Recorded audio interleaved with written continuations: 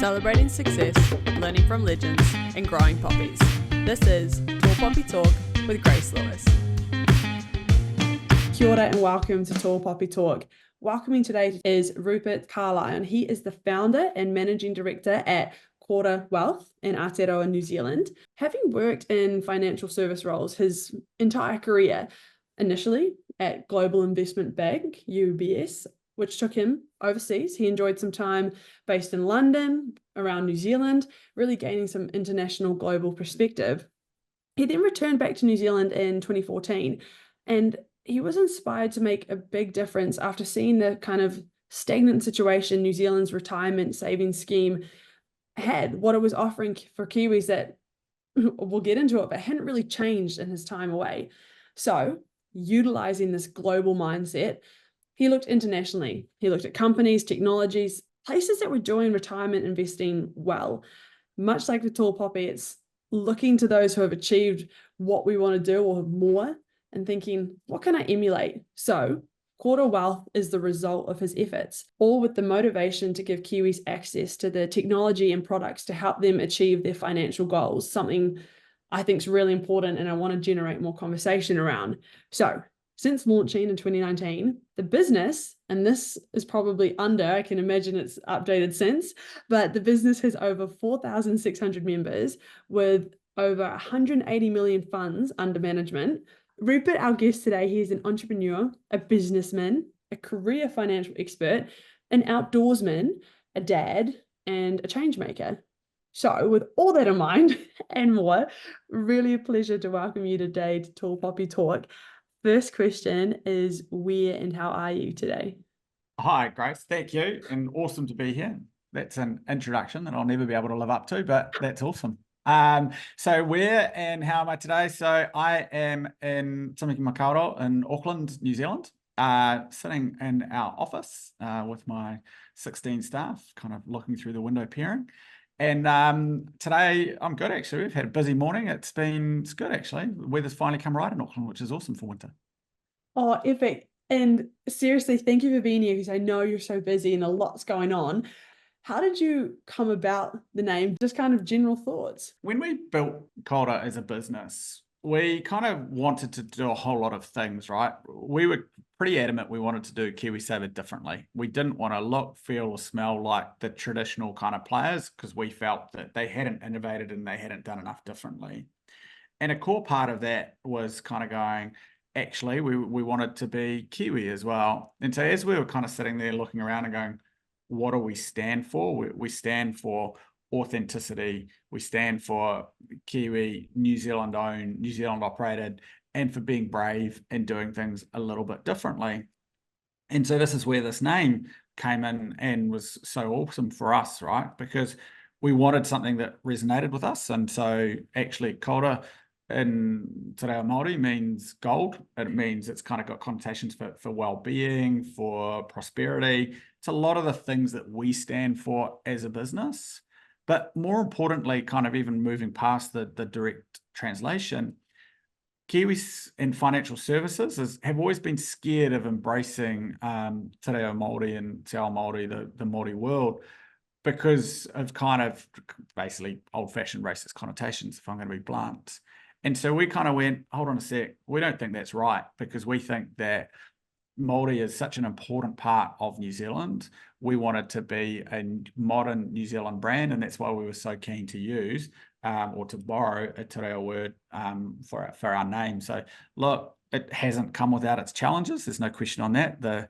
As you enunciated, Grace, the pronunciation is difficult. I mean, I did a podcast once and got rung up afterwards and thoroughly told off and given a half-hour lesson on my pronunciation, which was eye-opening, but awesome. And I was so glad that that lady did that for me. But I think, yeah, I'd love to see more and more Kiwi brands embrace the Māori world, because as we kind of want to stand out on a busy globe, Māori is how we're going to do that, right? We're no longer this little English colony at the bottom of the world. We need to kind of create our own path, and I think we can pick up on some of that path that was kind of forged 1,000 years ago when the first Māori came here. Thank you for not only giving more background to the name and the reasoning, but also for, yeah, embracing and encouraging learning. And with me, just as an example right now, and do you reckon too, to take it a step back, when you came back from New Zealand from spending your time working abroad, this journey, and I touched upon it, but I'd love to hear it from your perspective of recognizing like, hey, there's something that's not changed in my absence, which is the helping Kiwis achieve financial goals. Could you detail a bit more personally, but also, no, we can get to professionally later, more personally, what inspired you to go, you know what, I'm going to build a business and I'm going to be a change maker rather than just secure a nice salary job where it was stable? What inspired you to go, nah, I'm going to give this a good go? So there's two parts to the story, right? One is my upbringing. And so I came from, my father is an entrepreneur. My father's got his own business. And so pretty early on, and I'm also a bit of a control freak. I'm not going to lie. I like to kind of do my own thing and I like to control things. And so for me, I'd always thought one day I want my own business, one day I want my own thing. And so in the back of my mind, so when I came back from London, it was always with a view of, well, how do I create my own destiny and how do I create something that is mine, to be honest. And then the second part to that was KiwiSaver. When I started my career in Auckland, KiwiSaver was about to come in. KiwiSaver was the new retirement savings scheme that was meant to completely transform New Zealand. It was going to kind of give us higher financial literacy. It was going to take us from a country of savers to a country of spenders. We were going to have all of this innovation across our whole financial sector, which was going to be funded by and driven by KiwiSaver. And so when I came back in 2014-15, it was kind of pretty depressing when you looked around. And I remember calling my KiwiSaver provider and I said to them, oh, yeah, cool. I just want to make a decision around what type of KiwiSaver fund I'm in and making sure you're the right provider for me. And they turned around and they said, oh, look, so I asked some questions around, can you give me some detail around your portfolio manager? Can you give me some detail around your investment strategy? What are my options? And they said, mate, you're overthinking it. It's KiwiSaver. Just kind of put it in the growth fund and kind of come back and see us in 35 years. And I was like, oh, whoa. For someone that had spent the last kind of 10 years investing in managed funds, I had a very big KiwiSaver as well back in those days because it was before I bought my first home. I was like, this is just wrong.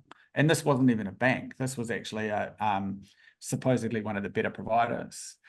And so that kind of got me digging and going, well, hold on a sec. How is it that when I left in 2008, we had all of these ambitions, and 7 or 8 years later, I'm just being told, don't think about it, forget about it. We've kind of forgotten that it's actually going to be the largest investment that most Kiwis will ever have, but being told just treat it like a bank account. And so that's when we started looking offshore. We started doing a whole lot of digging and went, there are actually some big fundamental problems in this kind of industry. And we thought, can we figure out ways to solve those problems by looking offshore? So it was a little bit of me going, look, I've always wanted to do something on my own, but then kind of falling into the space of going, hold on a sec, actually, I can see a path here and I can see something to do.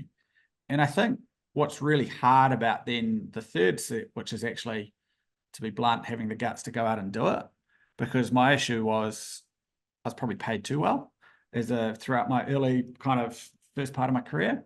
And yeah, just kind of actually going, how desperately do I want this, and how desperately do I think I can make this work? And luckily, there's nothing like a little bit of delusion to just kick you and make you go a bit harder and make it work. Oh, that last Friday, the delusional. Have you heard of this? It's not even a thing, but it's just words, I guess, of like delusional confidence, where sometimes you don't know what you don't know. And you even get that with like little kids. If we take a really simple example, they're like jumping off things and they're surfing and they're doing things that you're like, you should be terrified, but they're not because they don't know not to be. It's like Oh, ignorance, naivety, whatever you call it, delusion. but it's kind of like my chairman, he set up 3 KiwiSavers before this, or 2 KiwiSavers before this in a wealth management business. And I remember sitting down with him about 2 years ago, and I said, oh, this is pretty fucking hard, right? This is really hard and struggling. And he's like, and he said, I said, oh, I said, what, Warren, why didn't you tell me that it was going to be this hard before we started? And he said, because if you knew the truth, you never would have started it.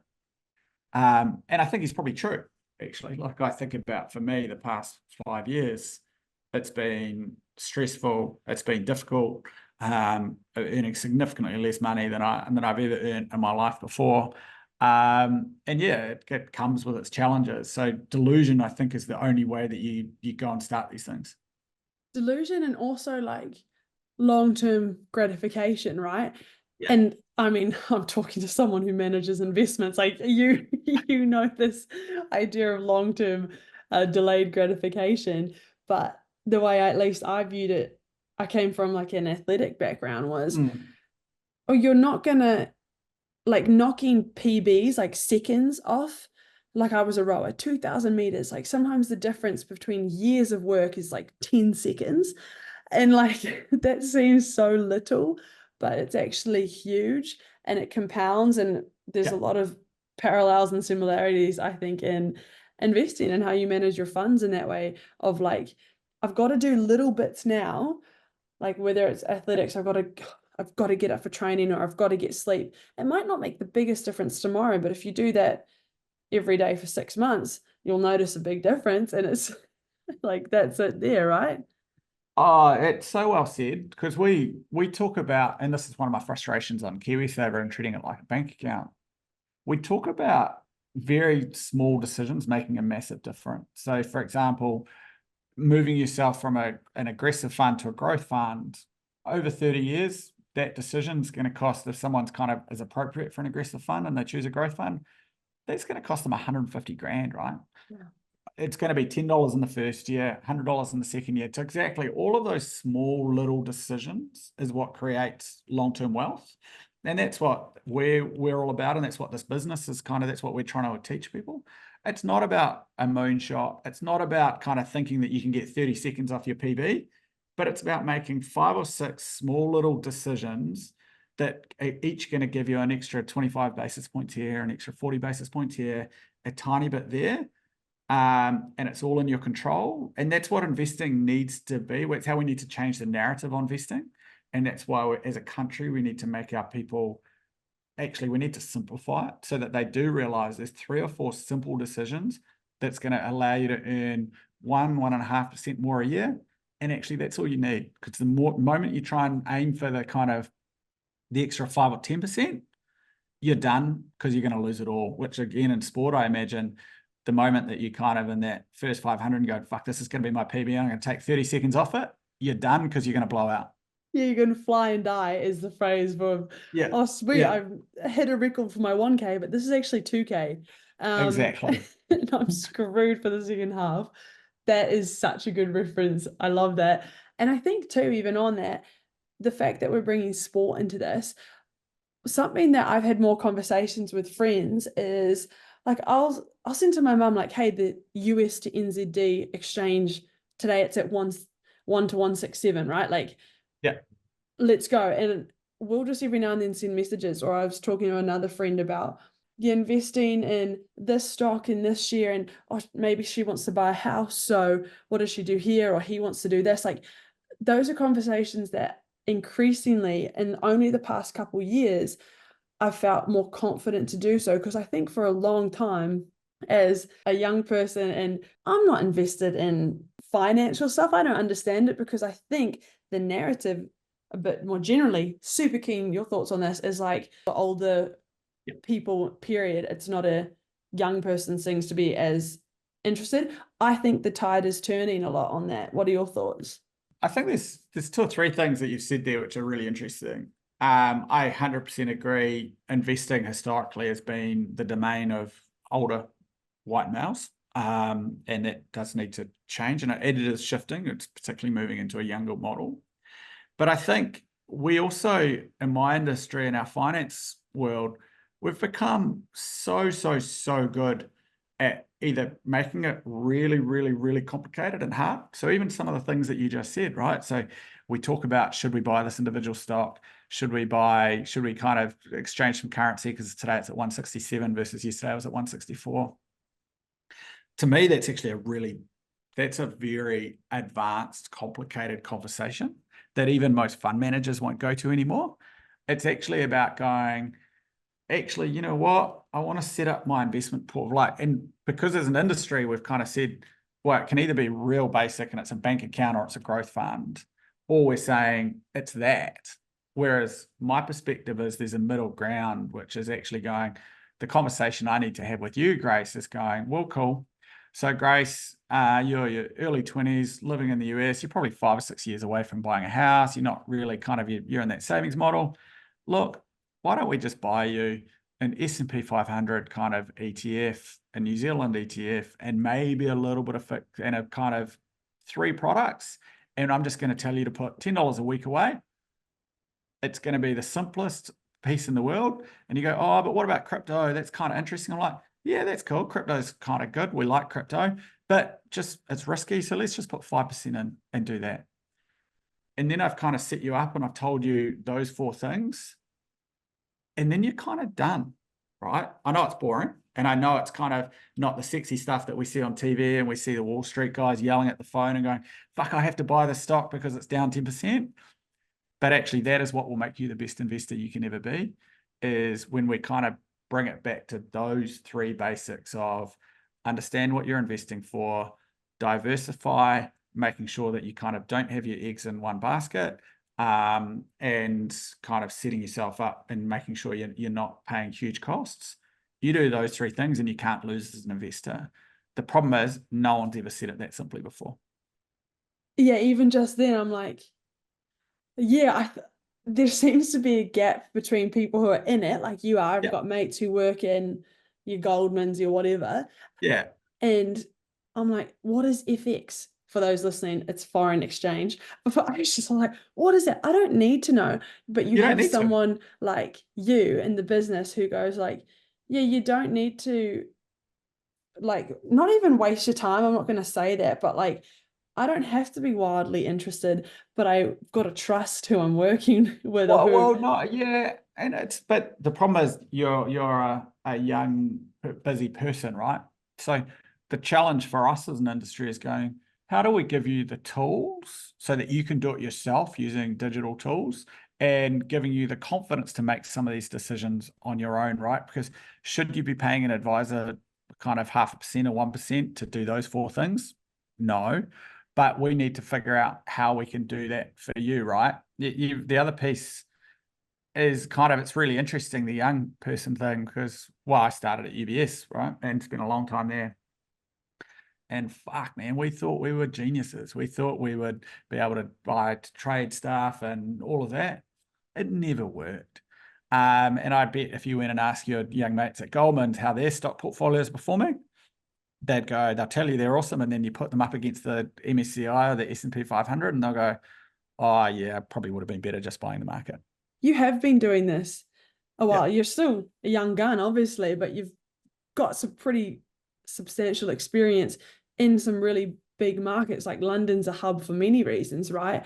So your time overseas, your global mindset, all of that stuff, how has it helped you be like this level-headed person you are right now? You're coming at me like I'm throwing things at you and you're just listening calmly, confident. How did that time impact who you are now, I guess?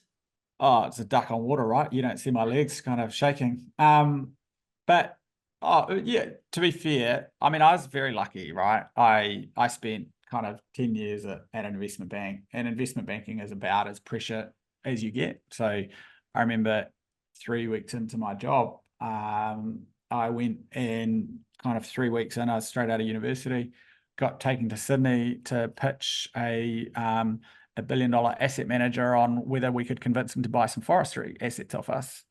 And as much as like investment banking, and as much as we kind of go, It's got a whole lot of issues and some of the stuff or a lot of the stuff on the TV and the movies, that's all bullshit. But it's kind of what it does is for a young person, it really kind of puts you in these massive pressure situations, and it teaches you how to deal with stuff really, really well, right? Because you either survive or you don't. It's kind of as simple as that.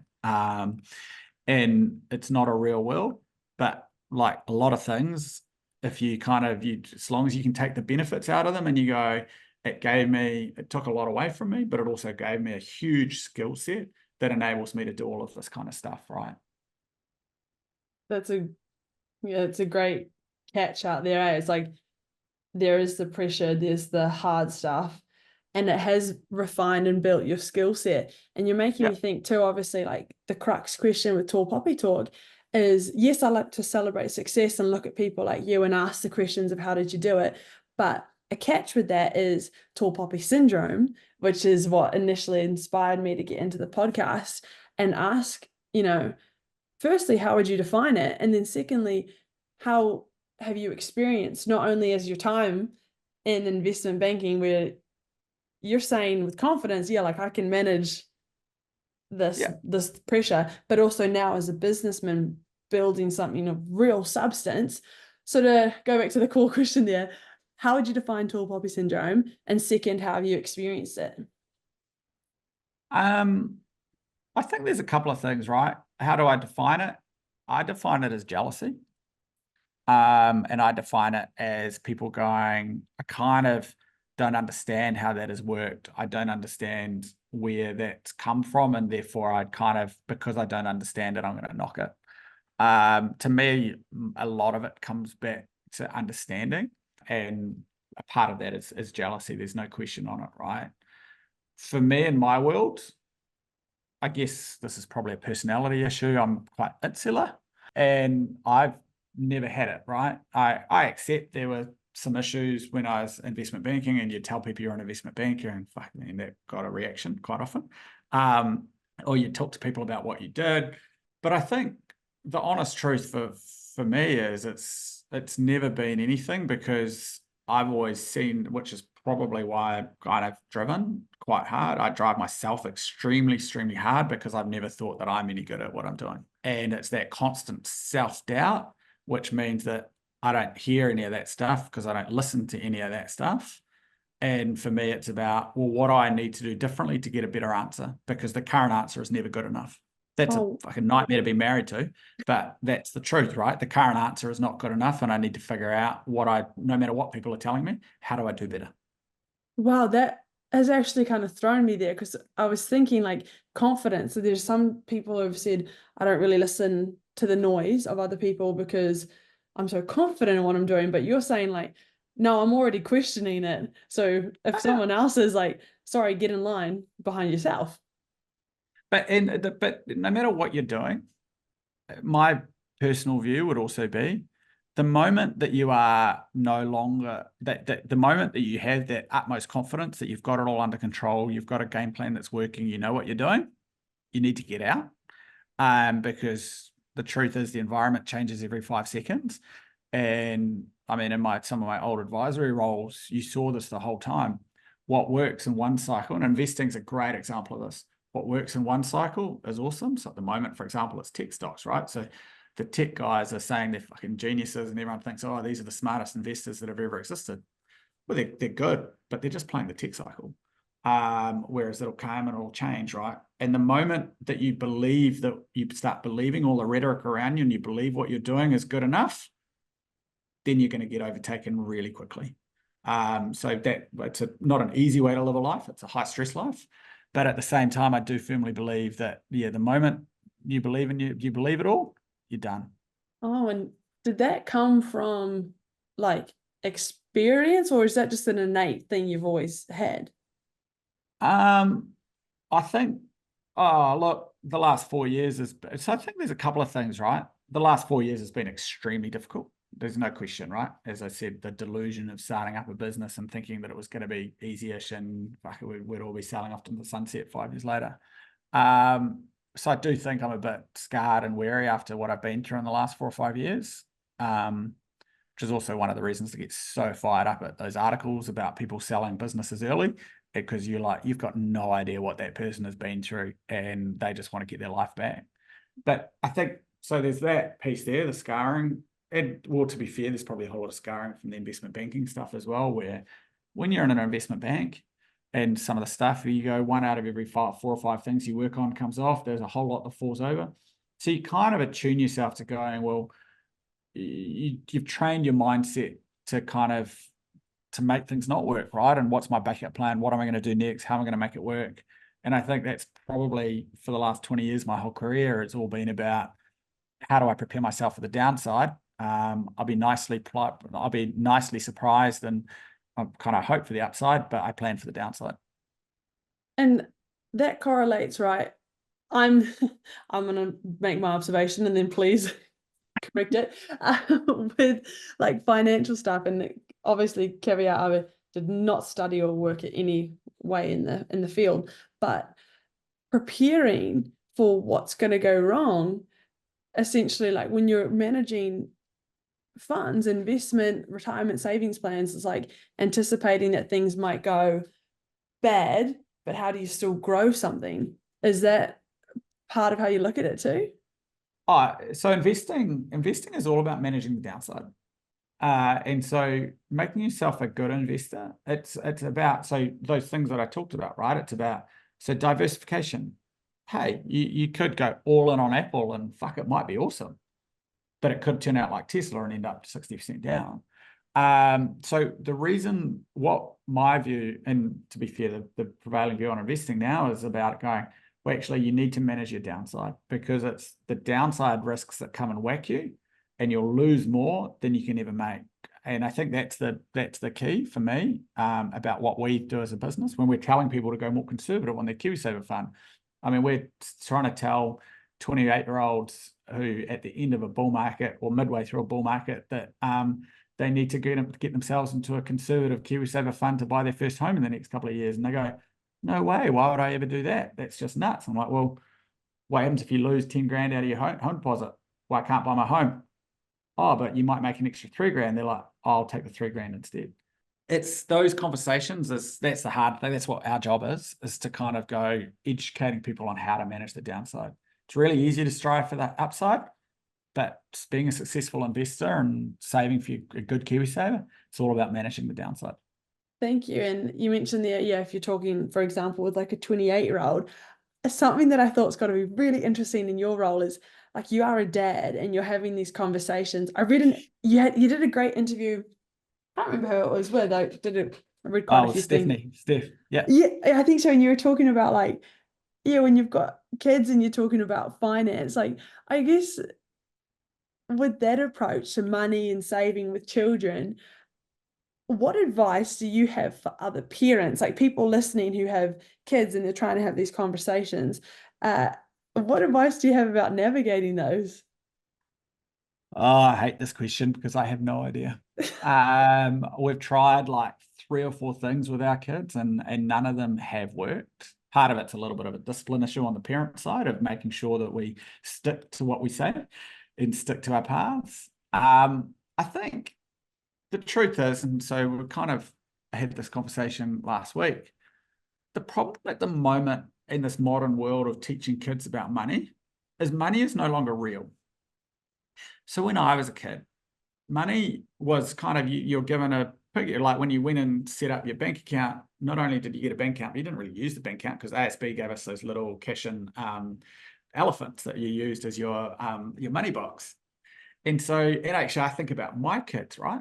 So my kids, the money, they don't, we've got bank accounts, so we give them kind of a little bit of money every week into the bank account. That's not real for them. And so, but what is real are their little money boxes where they're going around the house stealing anything they can find out of my pockets and wallets. And so that's been the learning. So that's why for us, we've actually now gone to a world of actually we're about to give up on the bank accounts and run everything through the money boxes and kind of using that as a way to go, actually, this is how we teach you about money. This is how we teach you about things.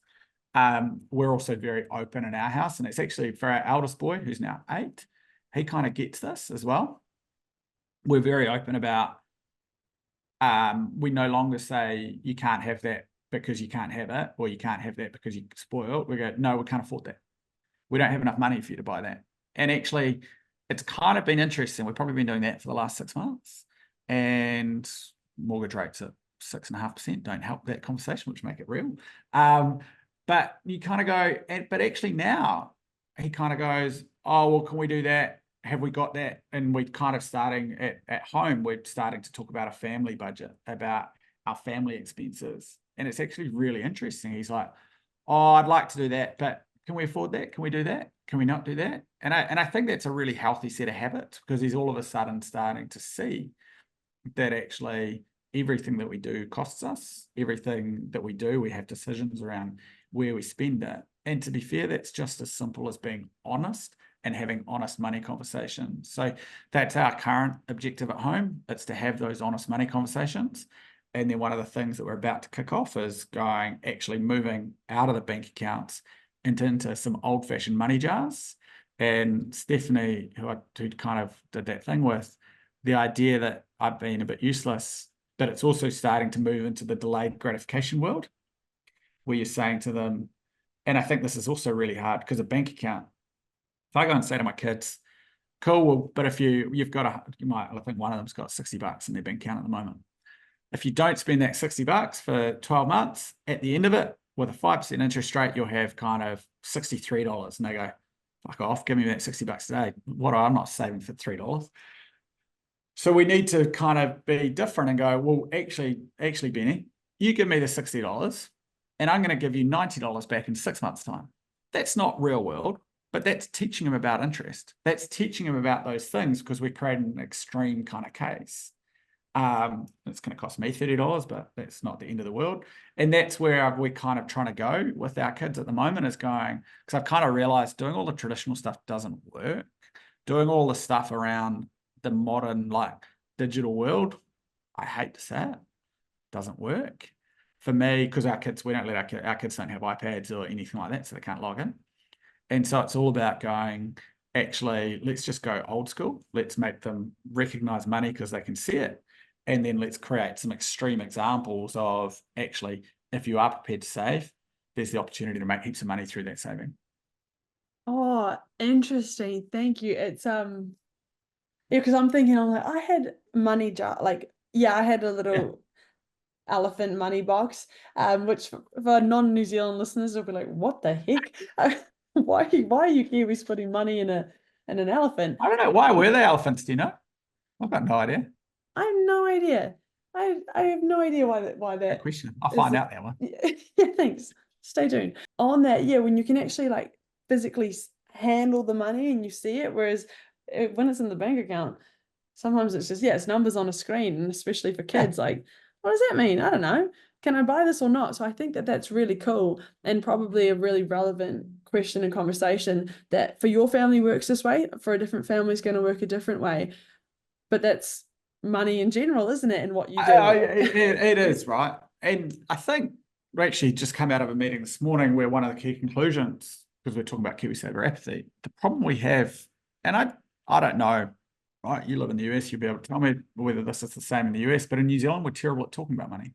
And so, even telling my kids, we can't afford that. For a lot of our friends and a lot of people, they're like, oh, well, why do you bother telling them that? Well, it's true. Otherwise, they just think I'm mean by telling them I can't have it.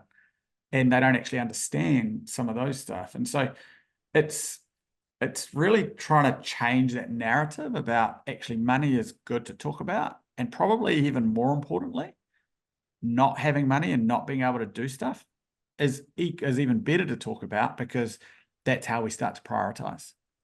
Yes, I think it's a big generational thing as well as environment, because comparing the US to New Zealand, I don't feel confident enough to speak on the different landscapes. However, I do feel more confident talking about generational, because in both places I've noticed my parents, especially my grandparents, just no way, you don't talk about salary. Whereas my generation, it's more like, oh yeah, I'm curious.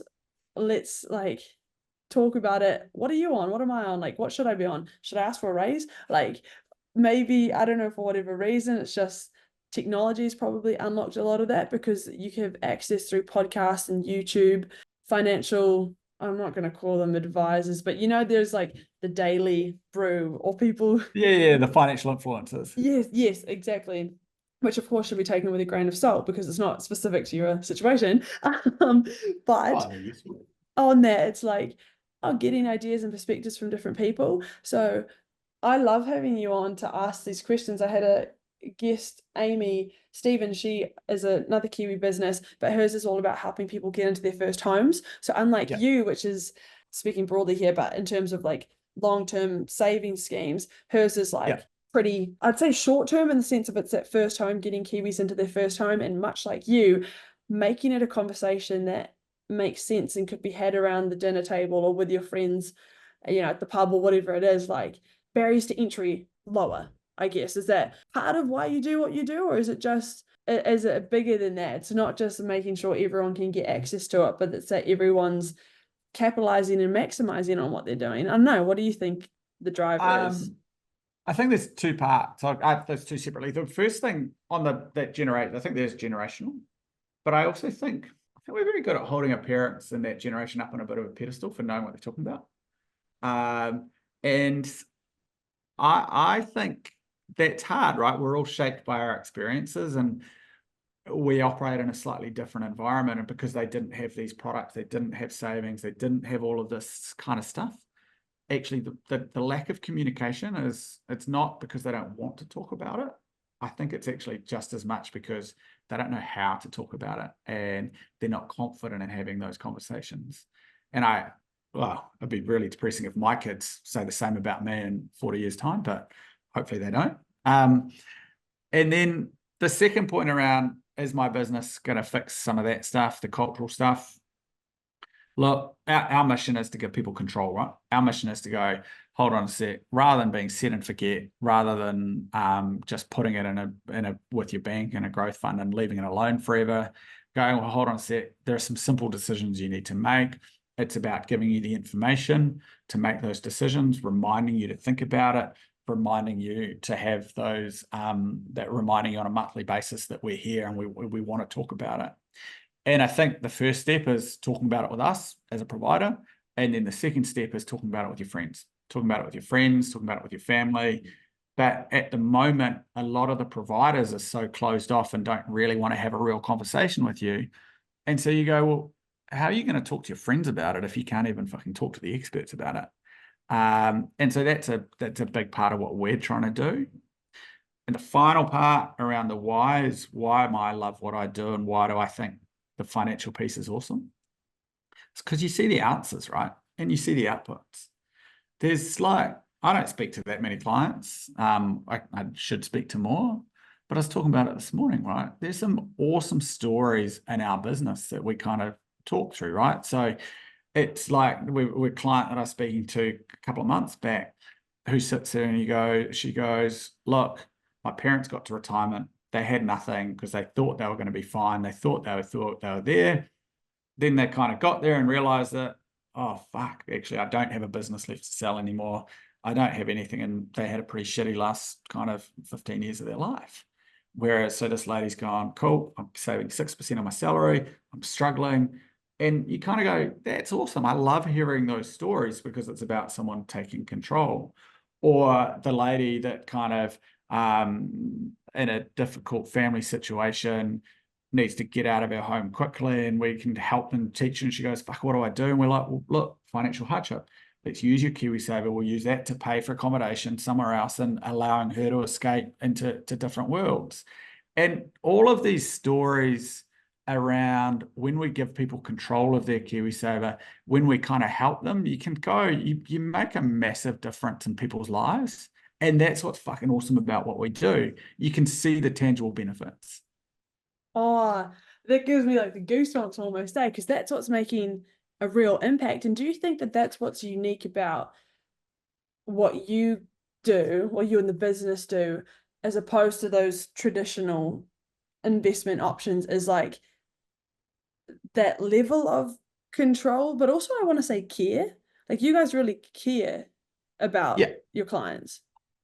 And look, I don't know. I firmly believe we've got a better product that allows people to make better decisions, and that's a combination of the tools and the fund structure and all of that kind of stuff. I firmly believe we care more than anyone else, right? That might be a combination of our size, our scale, but my team out there, like a good example on Friday night, right? Where financial hardship as a KiwiSaver provider, financial hardship. So you're allowed to take money out of your KiwiSaver if you're really, really struggling in life, and you can prove to us that you don't have any other options. Thursday, a lady emailed saying, "Oh, father died earlier in the week, and the funeral guys are now telling us they won't let us have the funeral next week unless we can pay for the funeral in advance." And so we hear this on Thursday, and she's like, "Can I use my KiwiSaver?" I'm like, yeah, that's fine. We think we can. We can use that for financial hardship.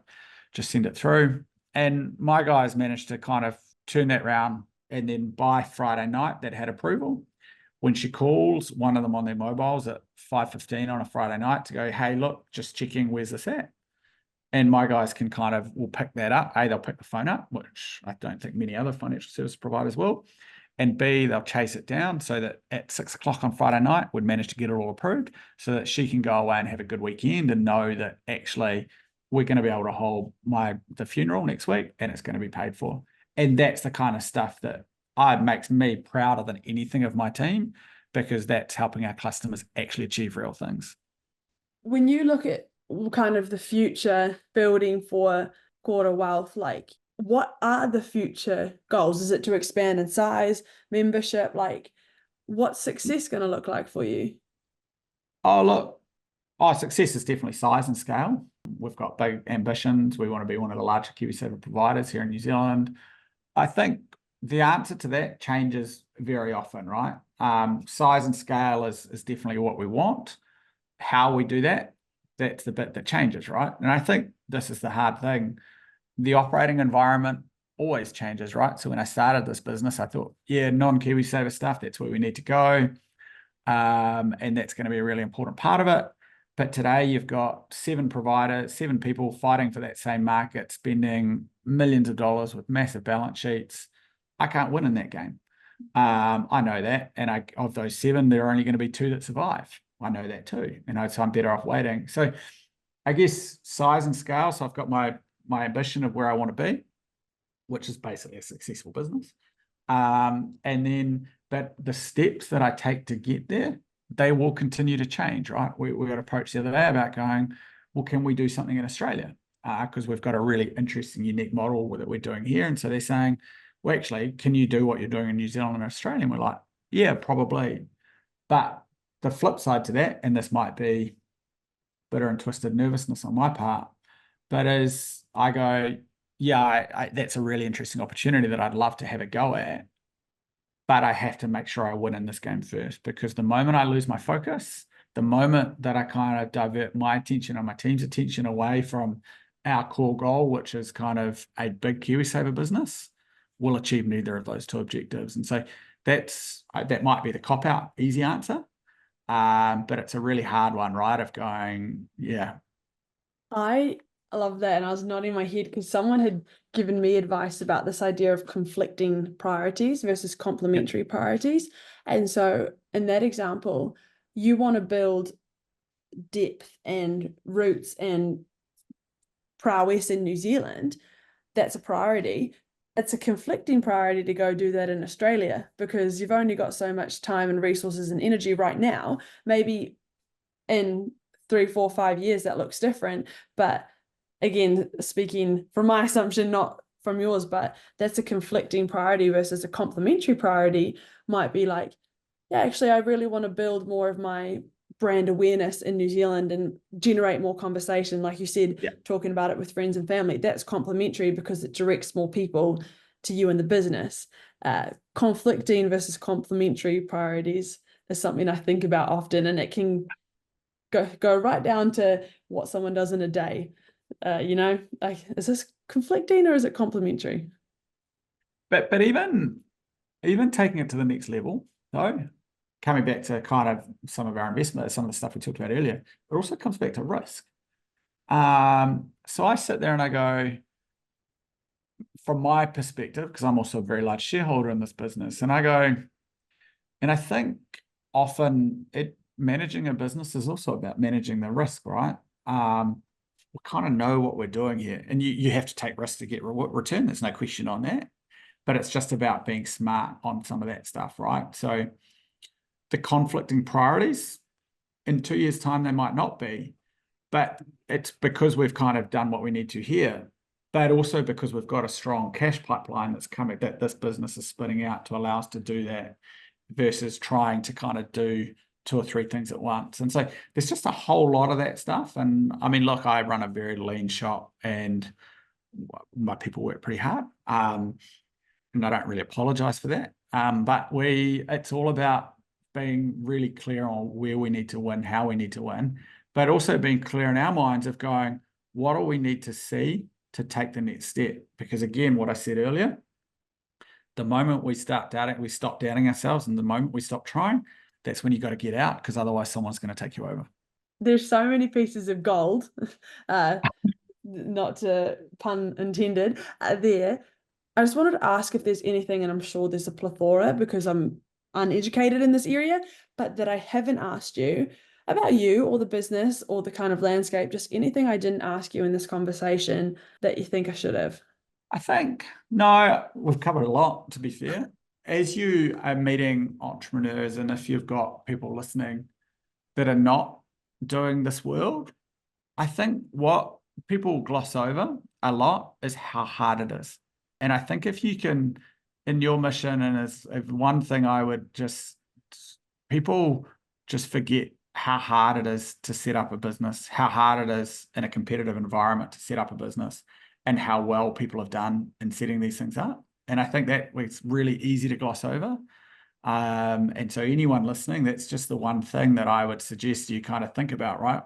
When you've got a friend that's done really, really well and managed to sell their business or do a great thing, or a friend that's kind of starting up their business, don't estimate the stress and the struggle that they're going through or have gone through. Because fuck man, I've done this makes investment banking look really easy, and that's a hard world too. Thank you, like sincerely, because I even think with you, I was so fascinated in this conversation about like the real technical questions, just because you operate in a world that I don't. Yep. But thank you for that, because yeah, whether it's entrepreneurs, athletes, people studying, like parents, whatever, it is easy to look at the highlight reel, right, and go, oh man, that's cool. Oh, Rupert's on this, he gets to these podcasts and lunches and stuff. Like, now there's some serious mahi and self-doubt and sleepless nights, no doubt, that feed into that. So just going back to the why I do this with the podcast is looking at someone like you, who no doubt is a tall poppy, and saying like, I want to celebrate this success. So I celebrate you, Rupert. Thank you for what you're doing, because yeah, you're going up against some pretty big, well-established businesses, right? But that's why we have to celebrate people like you, and also the messages you're bringing in and the team you're building. Like, that's cool stuff, and I don't want to underemphasize that in this conversation. So thank you for being on the podcast. That's why I'm so glad you're here. Oh, thank you for having me. Last question, just to pull us back out. We didn't even get into it, but I know you're a keen outdoorsman too, from the different stuff we've seen. So that's a whole part we didn't even get into. But I always like to ask at the end, if you could listen to just one musical artist for the rest of your life, who's it going to be? I actually have no idea. And I know that's the ultimate cop-out. All I do, actually, to be fair, in our house, music is constant. But all we do with Spotify is say, play something, and it just plays. And I have no idea what it's there. I just need the background noise. So for me, music is all about a distraction rather than actually listening to the music. Oh my. Okay, I love that. There's so much brain activity you have going on. It sounds like, even from the background noise to the literal just music is a noise. You've got it's just background noise, right? That's all music is for me. It's background noise. So it's at our house, it's always on, and I think it's good for the kids. It's awesome. But yeah, to me, that's what music is. It's just background noise, and some would say that's because whatever it is, the right brain, left brain. For me, it's the real the numbers and all of that kind of stuff. But yeah, no, I'm very uncultured, is what some people would probably say. No, I'd say you're pretty focused. You got enough brain power banked up for what you need to do anyway. Rupert, seriously, thank you. There's a million tangents I wanted to go down, and I hope we can get you back on in the future when there's even more to talk about. But thank you for what you're doing and for being on the podcast today. I appreciate it. Well, thank you for having me, and this awesome conversation. It's been fun, heaps of fun. Thank you so much for listening to Tall Poppy Talk. We'll see you next time. Feel free to check us out on socials, YouTube, and the website. Thanks for today's guest.